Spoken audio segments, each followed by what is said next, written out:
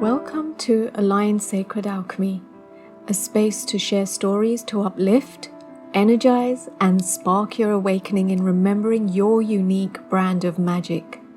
We talk about all things energy, ethical, healthy, and inclusive manifesting, being in a state of receiving, and how to courageously manifest on purpose to live the life you are truly capable of living. Join me for each episode as we tap into your inner guidance and inspiration from conversations that we have to remember why we are all here and how we get to honor ourselves so that we can all enjoy our journey along our soul's path.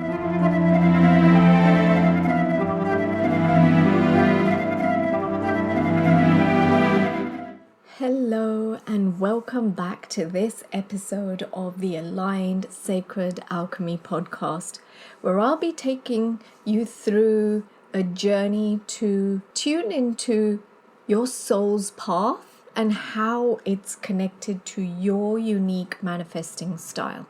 I want to talk to you about your soul path and the soul essence amplification that gets to occur when you are treading on that path, on your unique path. Let's begin by talking about what exactly is your soul's path in the context that I speak about it and in relation to manifesting, to courageously and confidently step into manifesting in only the way that you can.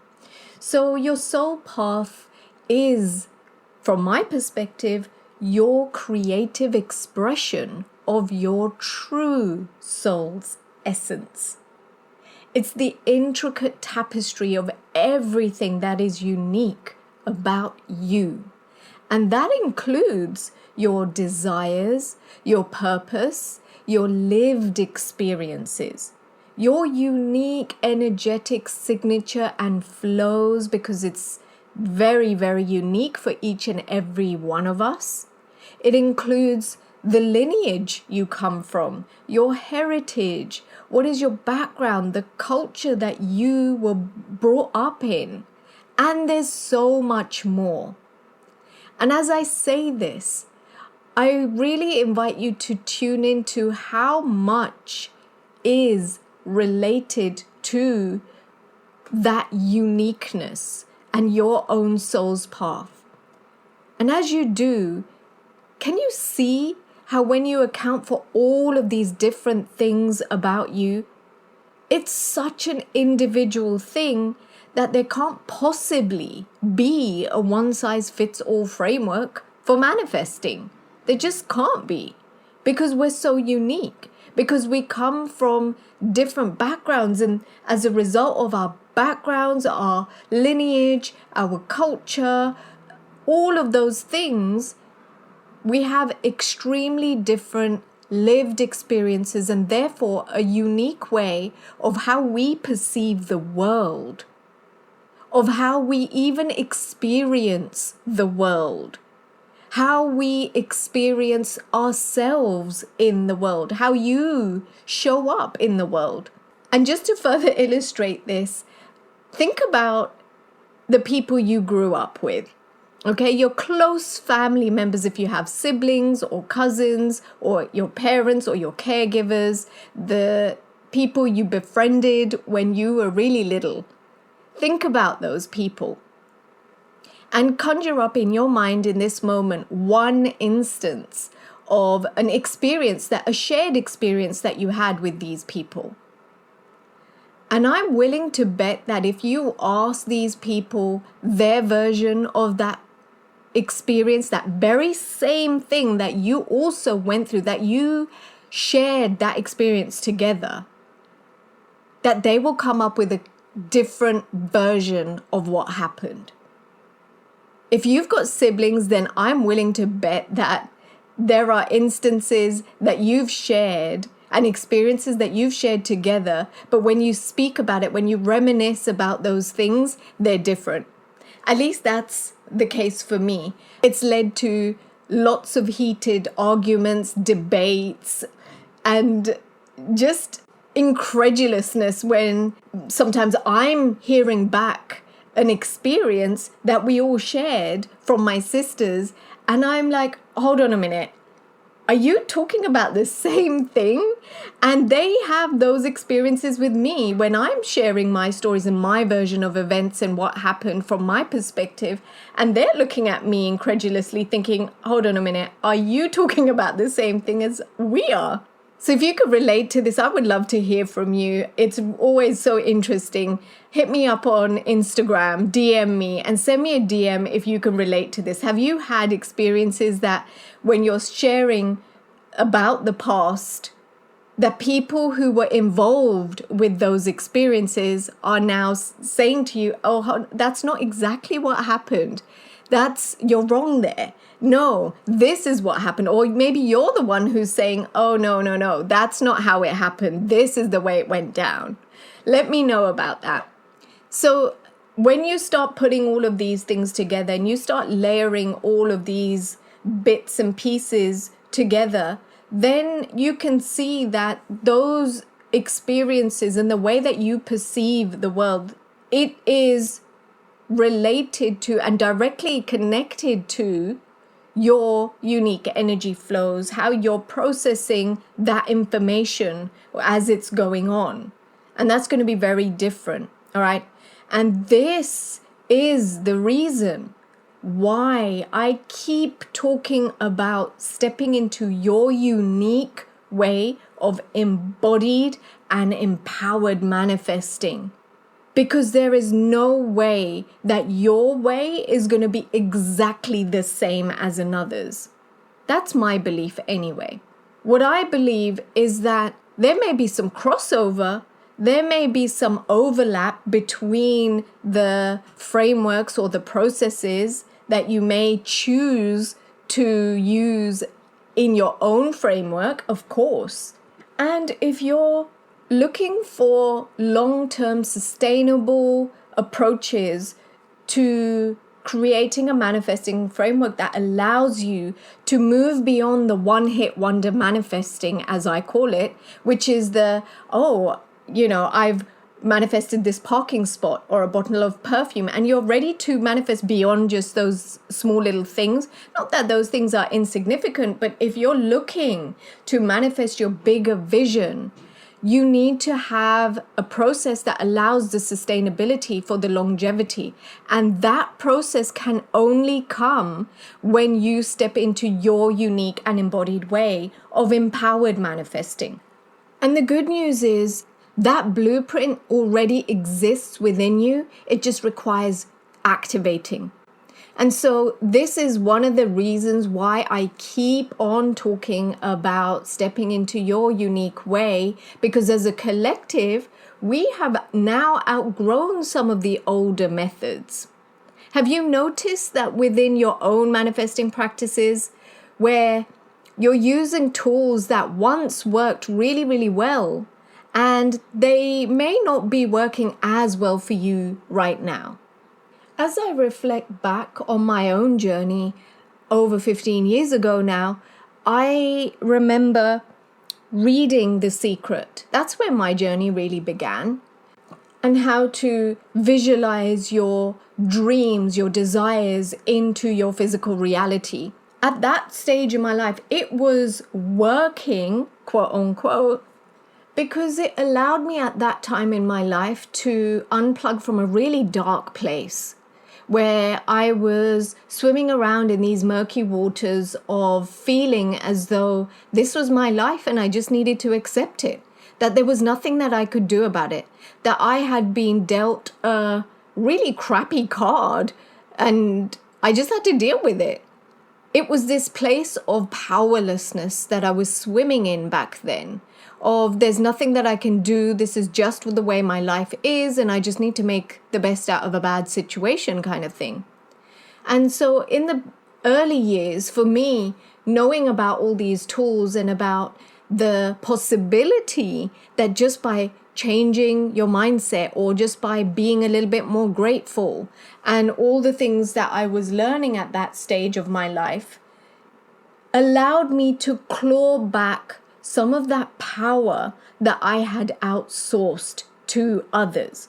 I started to realize that I actually have a lot more control of this situation than I originally thought that I did. Up until that point, I was living in this choiceless universe where it was, I could only do these things, and that's just the way it was. That's just because that was my karma, or this was what I was destined for, or that because I had been trying to manifest at the time, it was my soulmate and it just wasn't happening, or my job in my career, and it just kept going pear-shaped for me, where I would be struggling with so much, and it was all kind of happening for me at once. I felt like I'd been hit by a truck and I just couldn't catch a break.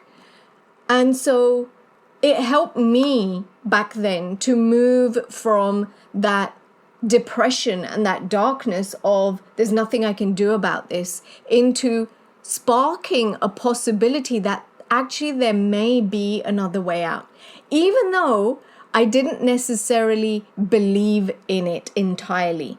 Even though back then I wasn't necessarily embodied in it. But in that first stage of my journey, of my transformation, at least the possibility had awoken. And that was where the activation first began for me.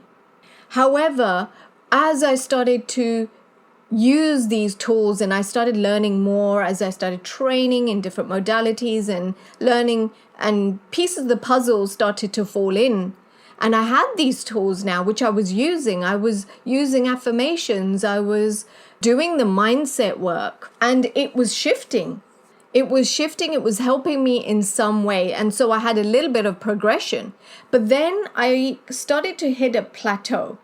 From being really excited when I was first beginning to use these tools, and I would experiment with them to manifest that parking space, or manifest no traffic on my journey to work and only green lights all the way. And those things were beginning to happen. I was getting really excited and I was seeing it work. I was experiencing these weird and wonderful tools that I was using. They were actually working. And it got to a stage where it kind of plateaued for me, because I got to this stage where I was like, oh, cool. Okay, now I can manifest parking spots. I know that. And green traffic lights all the way so I can avoid the traffic and things like that. And there was more that I desired. I still wasn't manifesting my soulmate. At the time, I was meeting guys and they was stringing me along, and there was all sorts of dramas that were going on. I was meeting people through the connections of my friends who were setting me up. I was meeting people through the connection of my family, because at that point I had given up. And I thought, well, clearly I'm not getting this right and I can't find my own person. So I actually invited my family to help me connect with people. Something that I vowed that I would never do. That if I was ever going to be in a relationship, that I wanted to choose someone for myself. I wanted it to be that classic, I meet this person, we fall in love, and then we get married. And it wasn't going to be an arranged marriage or an introduction by the family kind of thing, as is done typically in the brown culture. I was actually really, really against that, because I wanted to find my own person. But it wasn't happening. And so at this stage where I had manifested the parking spaces and all these little things, bottles of perfume and even holidays and free cups of coffee and the likes of that sort of thing. But my big vision was to meet someone who I could create magical memories with. I wanted someone who would take me exactly as I was, warts and all, that they could accept me for who I am. And at the time, I was living with such shame around not being successful. And of course, at this point, my measure of success was what was dictated by my peers, by my family, by the culture that I was born into, by what societal norms were in my world back then, which was by the age of 24, 25, you should be married, that you should be well on your way to having your own family and, being a really good wife to someone, a really good daughter-in-law to someone else. And here I was, rapidly approaching 27 and no sign of any of that happening. I had for the longest time always envisioned that I would have all my children, my 2 children, by the age of 28. And here I was at the age of 27 and I still hadn't found anyone. And I was regularly reminded by the people in my family and close family friends how you really need to get a move on. You ain't no spring chicken and it's going to be slim pickings for you. That's the measure of success that I was defining my life with and therefore felt undervalued. I felt that I wasn't good enough, that I had to conform to what these guys were expecting from me. And so each time I would get into this dynamic or go on a date or be introduced to a guy, whatever the setup was, I was contorting myself into what they wanted me to be. And then at the same time, I needed to also be what my friends and my family expected of me. And so you can imagine, if you've ever done this, you will know how exhausting it is when you're trying to make all these other people happy. And in the process, you're losing yourself. Because then that's when you open yourself up to these situations where you are so far away from what you actually desire that inadvertently you don't manifest it. And you don't manifest it. And this is all happening unconsciously, by the way. And you don't manifest it not because you're not good enough, not because it's not your divine timing, not because you don't want it enough, not because you haven't tried and you're not being positive enough or you're not affirming, which were all the things that I used to think. And certainly not because it's not in your destiny, in your kismet, as the brown culture calls it. It is simply because that definition of success is not yours. That path that you have now embarked upon is no longer your soul's path. It is the path of all these different people who you're listening to, who have been projecting and who are holding all of these insane expectations on you. And you are trying, at least I was at the time anyway, let me know if you can relate to this. I was trying so hard to be the version of me that whoever was sitting in front of me wanted me to be. Whether it was the guys that I was meeting, whether it was my parents, whether it was my managers, my colleagues, my friends, my family members, whoever it was, I was taking on these different roles and identities based on who I was in closest proximity to at that time. That's what happens.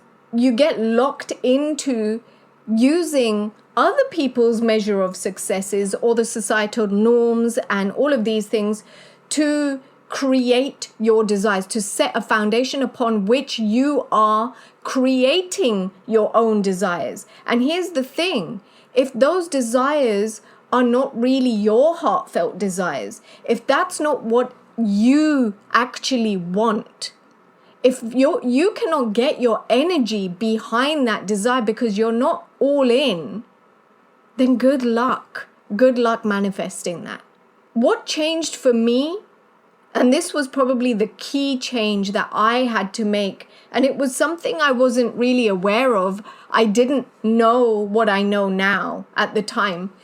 Mine came out of anger, out of frustration, when I got to a stage where I was so fed up being strung along by these guys. I was fed up of the high expectations that I repeatedly was not meeting for my family over and over and over again. So I felt pretty rubbish about myself. I felt as though I was a failure in every context of the term. And so I decided to do things my way. And I let go of the expectations. I let go of the fact that I was no spring chicken.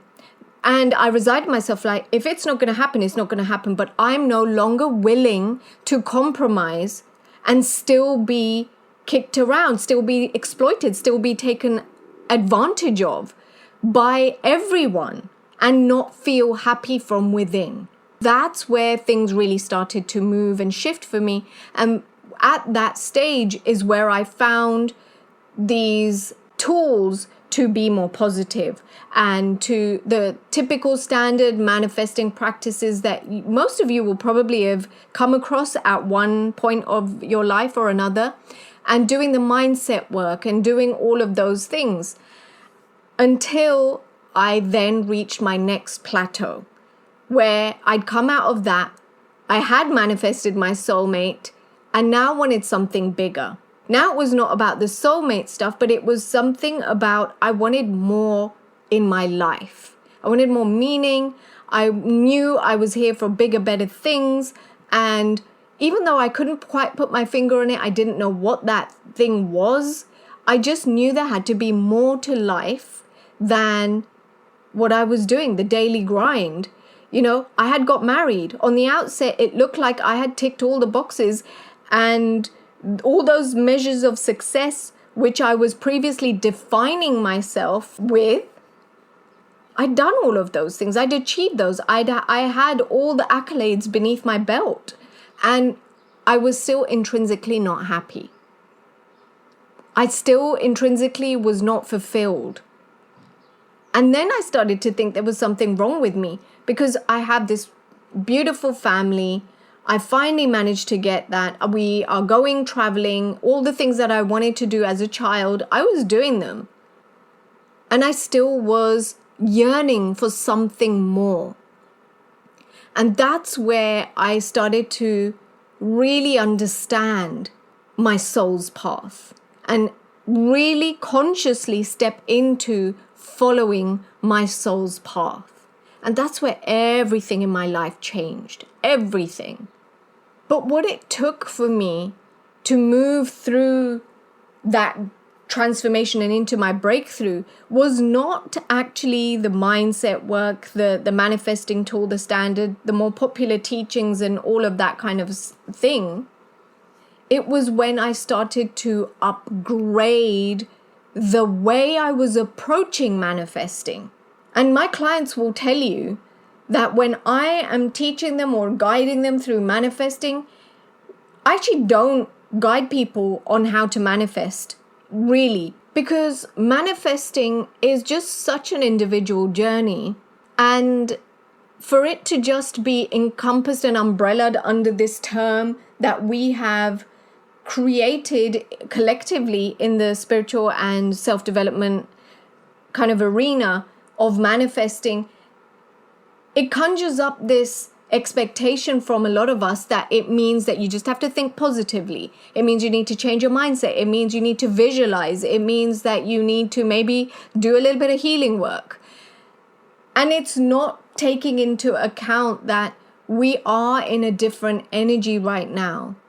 And those things and those practices that you may have been using years and years ago, not only have you as a person, as an individual, may have outgrown, but the energy that is present now on the planet that is available to each and every one of us, if we choose it, it's also outgrown that.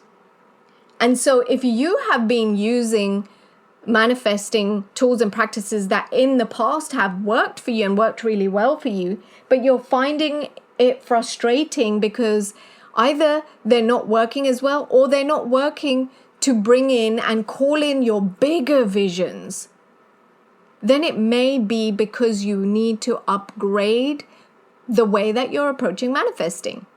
I find it really amusing that so many of us rush to get the newest model of the latest gadgets, phones, devices, TVs, computers. The list is kind of endless, right? There's so many things that are always being upgraded. Your washing machine, your microwaves, your ovens, the way you decorate your home, all of these things. We upgrade those things on a regular basis.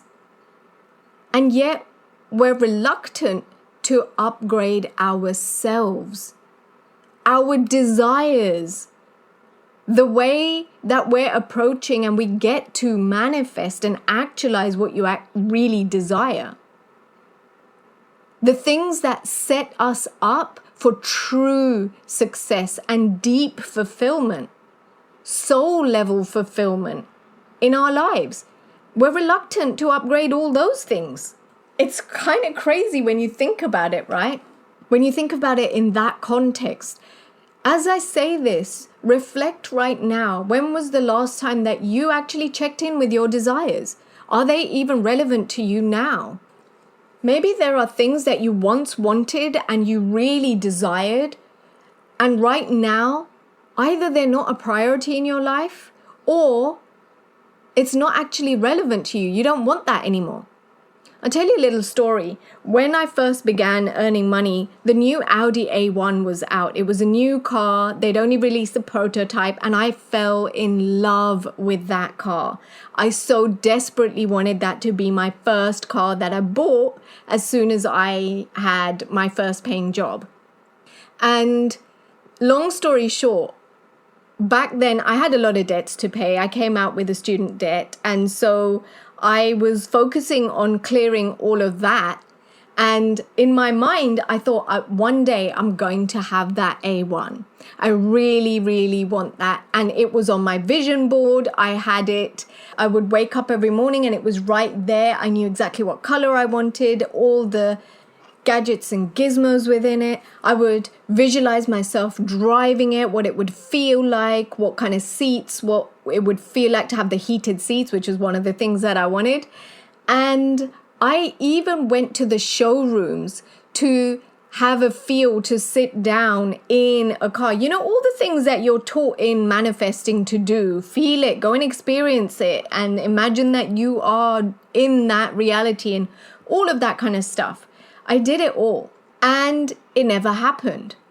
So all of these years later, I went years and years without having that car. And just a couple of weeks ago, my husband said to me, hey, would you like the A1 now? Because I had shared with him that I once wanted the A1, and we were looking at getting it just before my daughter was born. And then, of course, when I found out I was pregnant, it was no longer something that I wanted because I'd outgrown that desire.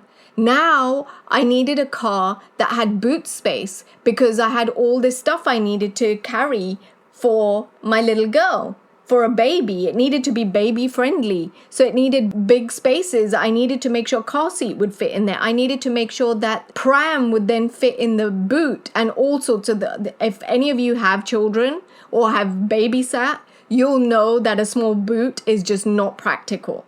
My desire to having that car, even though I was really at one point gung-ho and I so desired it, I let it go. I realized when my husband asked me only a few weeks ago that as much as I really wanted it, and I said to myself, I'm having that. I'm definitely having that. One day I will drive an A1. I acknowledged the fact that I'd outgrown that desire. I actually no longer want it. I'm in a position now that if I wanted it, I could probably have it. And it just doesn't light me up. It's not something I'm interested in.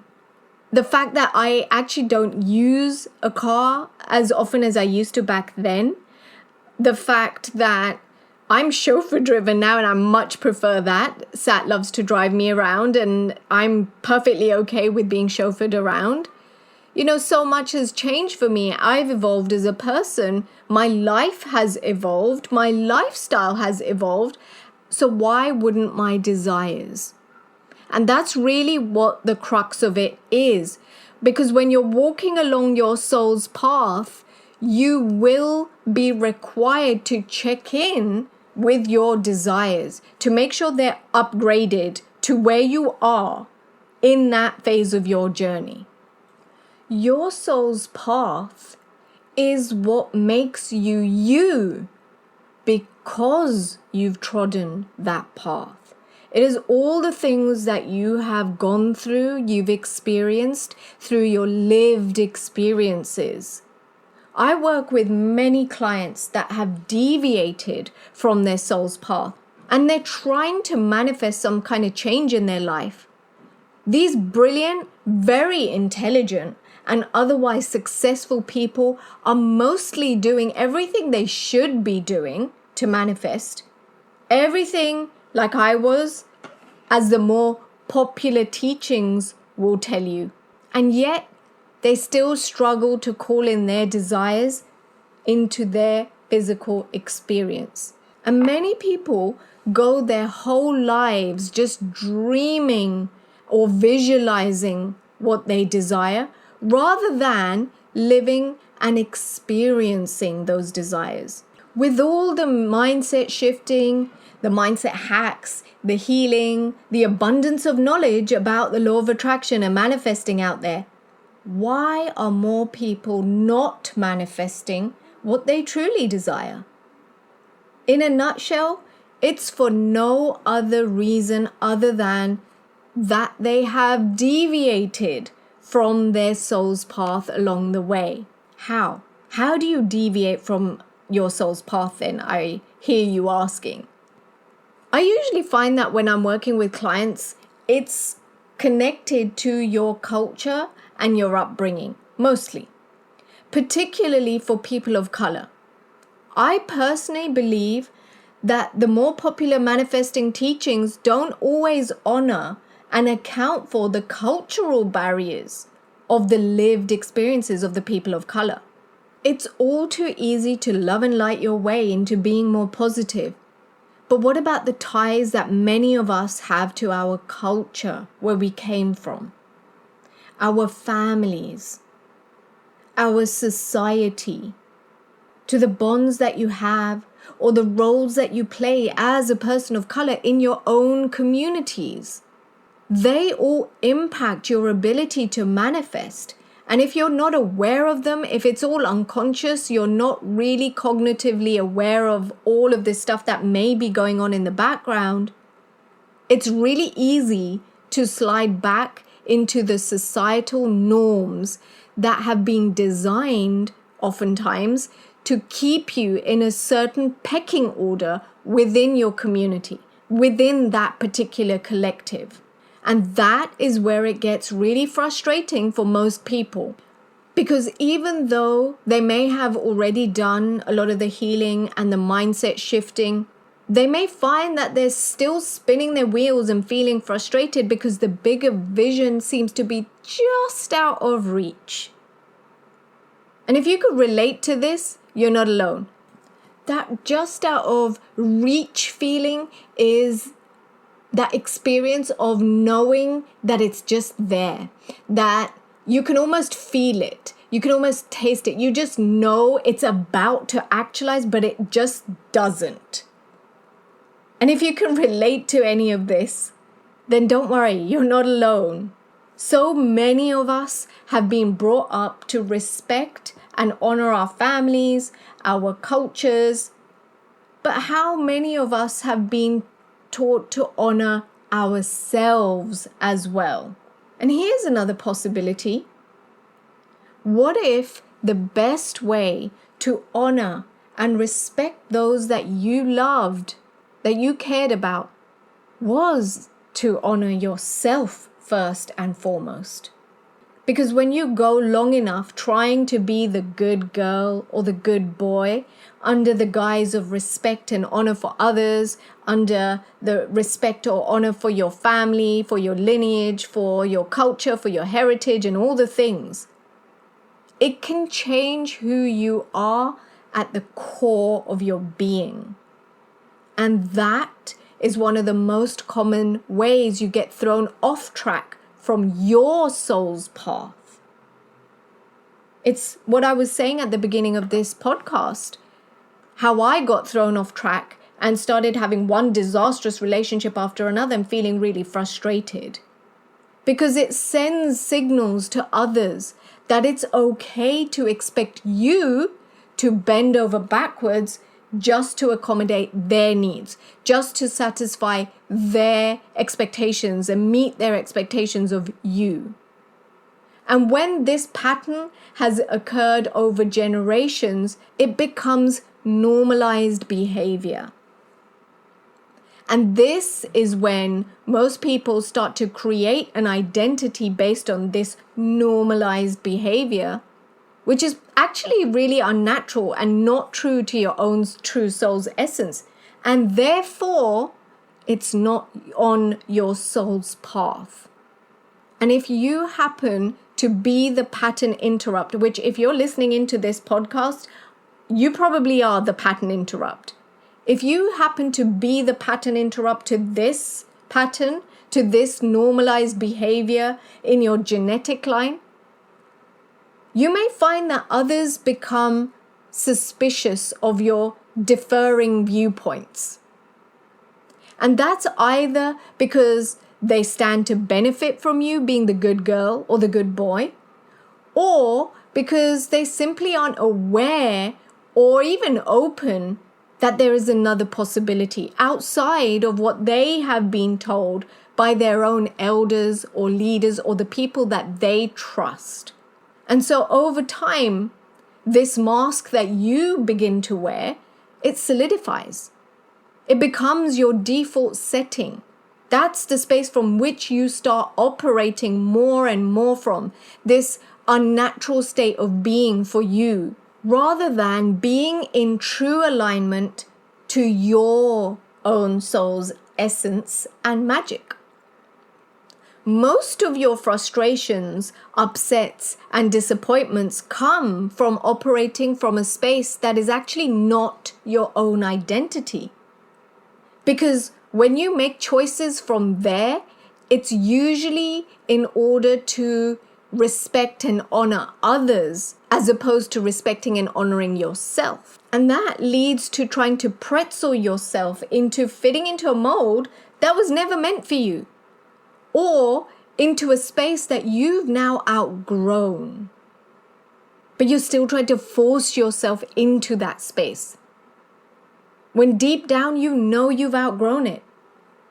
And so that may tend to leave you entering into or staying in the wrong relationships for you, in the wrong job or career path for you, just because that pays the bills. It's a respectable job. It gives you the status within your community, but not actually because you love or enjoy it.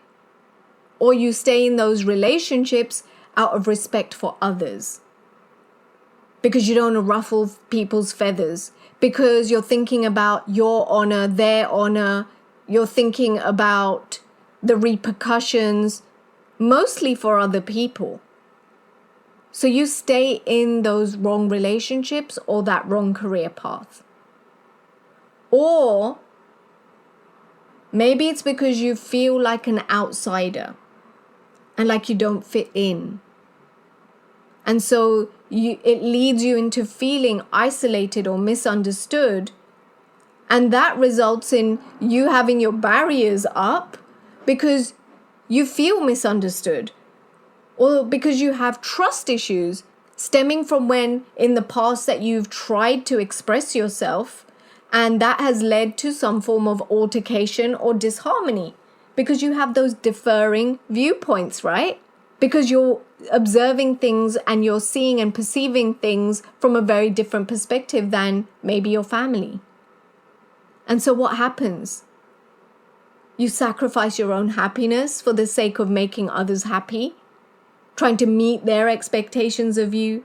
You outsource your power, and that dilutes your self-trust and confidence. So you start questioning, you start second-guessing yourself, you start doubting your own true potential.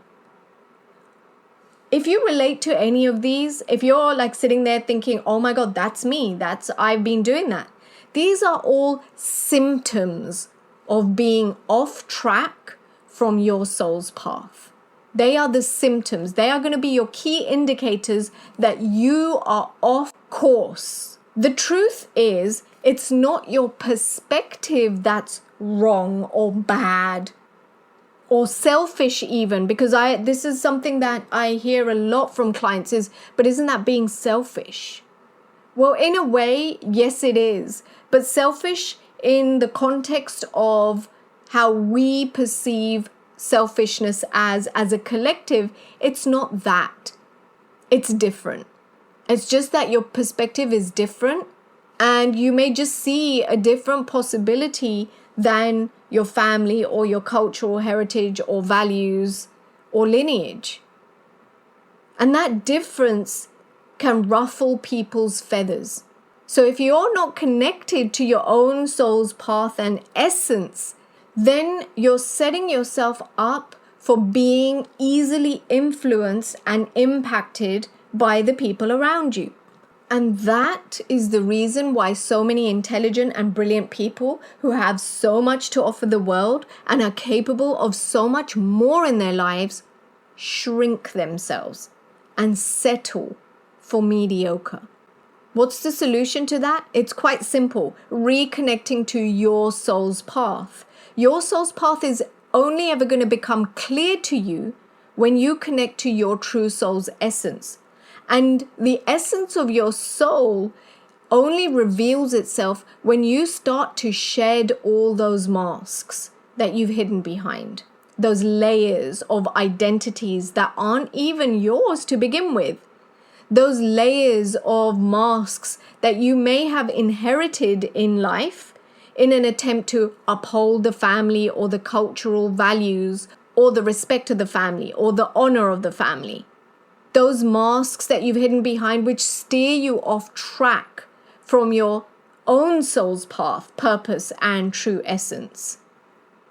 So it stands to reason that in order to reconnect to your path and purpose, one solution is to connect to a community outside of your usual circle, outside of your family or friends.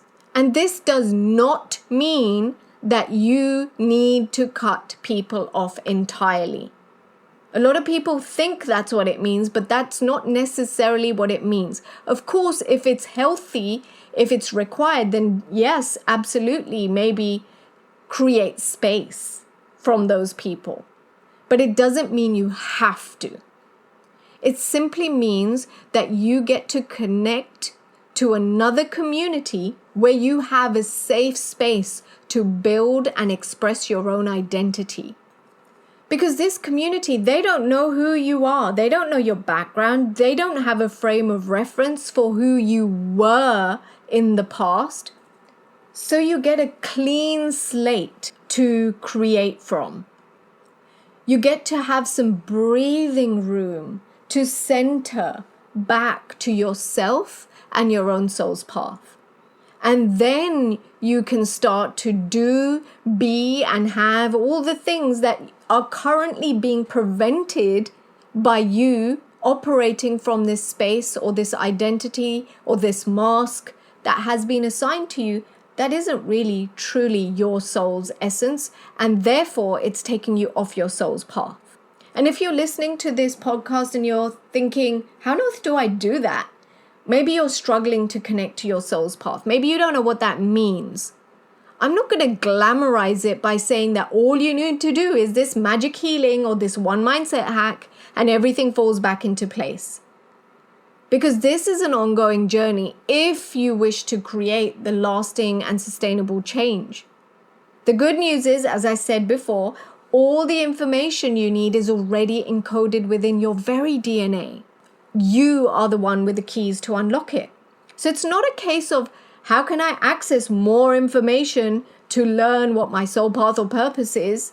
It's more that how can I be still so I get to remember and have it reaffirmed to me as I'm building my self-trust and bringing it into my conscious awareness. How do I get it reaffirmed? How do I get it reflected back at me? And if you'd like some help with that, you're welcome to join me in my membership community, Translate, where I guide people on how to reconnect to their true soul's essence. In that vessel I created, it's specifically for people who are committed to understanding and managing their own energetic signature, so they get to activate their unique framework to courageously manifest in and on purpose.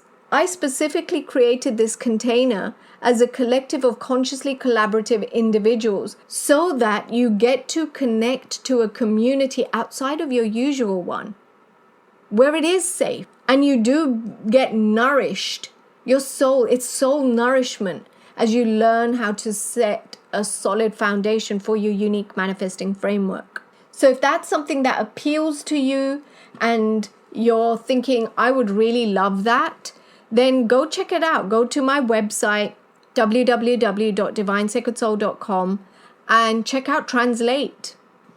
So to finish up for today, I would invite you to reflect on your true soul's path.